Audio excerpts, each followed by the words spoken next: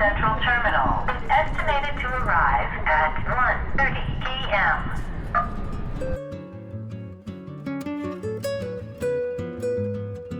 Hi guys, welcome to my channel again. Today, well, I'm in Yonkers.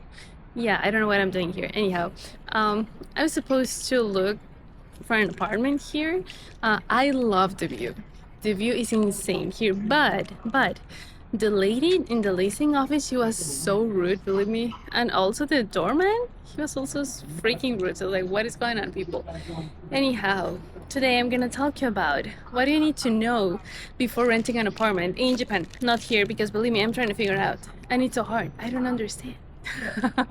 Like, you know, if you're gonna rent something, I mean, you're gonna give them your money. At least can you be nice? It's like, it doesn't cost anything to be nice to people, you know. Anyhow, so I'm gonna walk you through while I'm waiting the train to going back to the Grand Central, because it's supposed to be a bus and then I can take like the subway somewhere, but I don't know anything. So just like, you know what, I'm just taking the train that is actually just arrived just in time. Look at that. Ta-da! Here we go. Well, it's not in time actually, it's like 5 minutes late. But if I start thinking like in New York time, I think that it's just like on time kind of thing. In Japan, it's way too like behind schedule. But anyhow, so let's get in, and then I'm gonna talk to you about what you need to know for renting your apartment in Japan, generally as a foreigner, because that's another thing. Okay, let's go. Okay, we're inside the train. That's the thing. So I'm gonna start talking about that. So the process is way more formal than here, way more formal. And the listings that you see online, they are actually verified and they are true. Not like here in the US, I'm sorry, like sorry, not sorry. But I was trying to look, you know, for apartments around New York or New Jersey, and there were a lot of listings and there were actually scams. So it's like, people literally, why? Can you just get a job or something? Anyhow, so in Japan that doesn't happen. So you got the sites, like for example here will be apartments.com kind of thing, but in Japan will be either you have Sumo or there's also like Live something. I'm just gonna put it in here, but these ones are for people that they can actually speak Japanese fluently.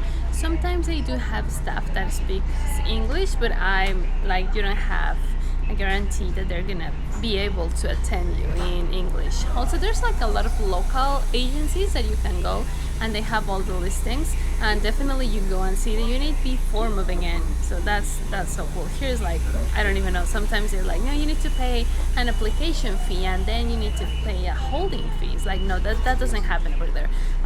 They're not gonna take you money at the beginning for the application, but they're gonna take you money as a broker fee kind of thing, and that depends on the unit that you choose, or that you can choose, if I can say that. And then, so I got a list for that because I want you guys to know everything. So the first, you're gonna need a guarantor. That's almost for sure. You as a foreigner, because you don't have a credit history over there. It's like for the first time that you go. So you're gonna need a guarantor, and that's the tricky part, because there are a lot of companies that they don't want to be your guarantor as a foreigner, because there are a lot of trouble when, you know, like foreigners renting apartments over there, because I know it's like the culture is way different. So you cannot, like for example, put holes on the wall, meaning that, for example, like put paintings on the wall or that kind of things, because you're gonna need to fix them before you get out of your apartment, but not like just the normal fixes. Like, oh look, that's the Hudson. Oh, the Hudson is over there. So it's like, no, you need to like contract like a pro that can fix it. But even if you do that, that's not gonna guarantee you that the landlord or the management agency will give you back your deposit. Believe me, I've been there 12 years and I don't think I never got my deposit back actually, and I haven't done anything to the house, like literally nothing, not even a wall painting. They take it like usage fee kind of thing, because before renting it to another person, they're gonna, you know, like remodel, how can I say, like, right, reform everything. So they're gonna take off all the wallpaper and everything. Look, it's just so pretty. I want you to see it. It's like over there is a hot sun. Okay, I'm sorry. Yeah, it's stunning. The views are stunning. That's why I'm here. Anyhow, well, yeah. So that's gonna be a hard one, to get your deposit back. But anyhow, so you're gonna need to work with a guarantor. In my case, I was working with Zenkoren, but that is in the Kansai area. They took it's like about Ichiman yen. That will be less than $100 per year, and that's the contract. It's like just to give up on that.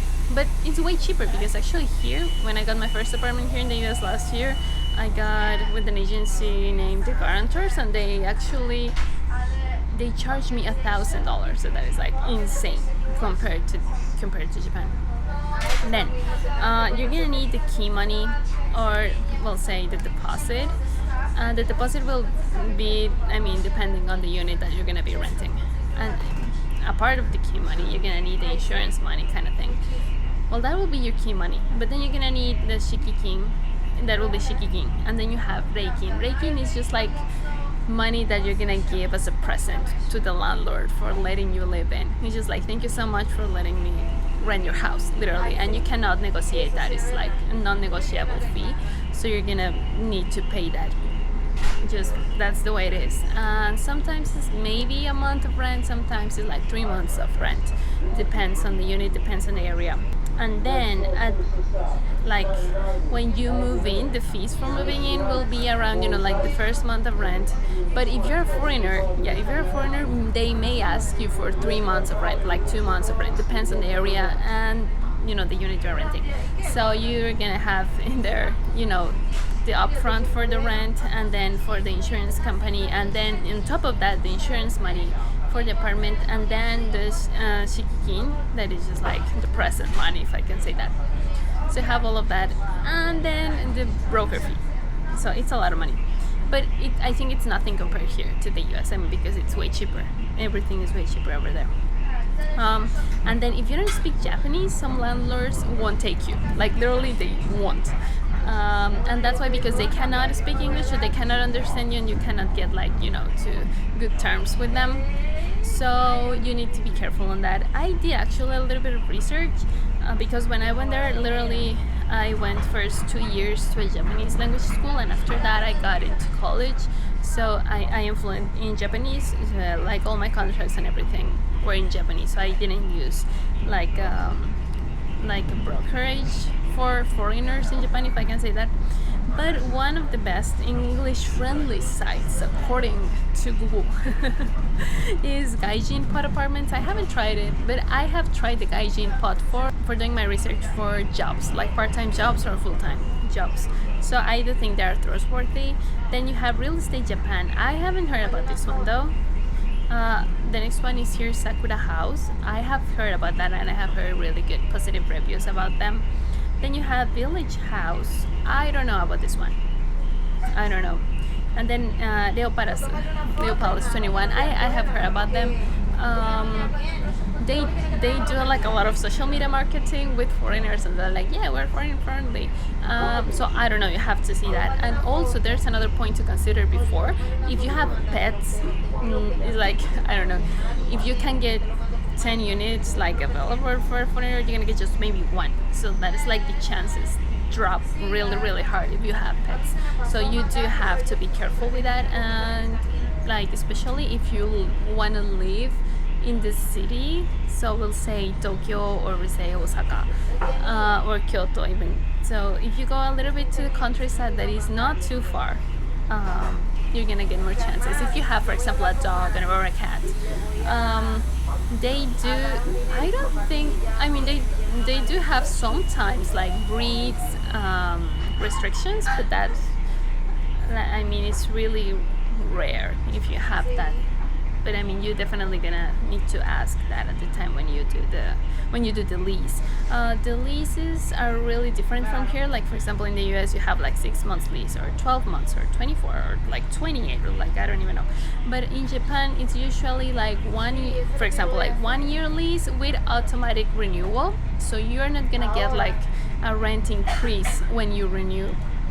the lease. But that is like the catchy thing is like if you have 1 year with automatic renewal, I mean you're gonna have the house or the unit up until when you're out of there.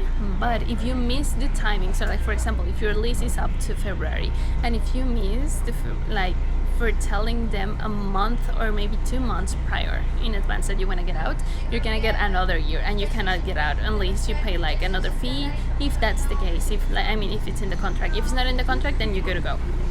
But you really need to see that also there.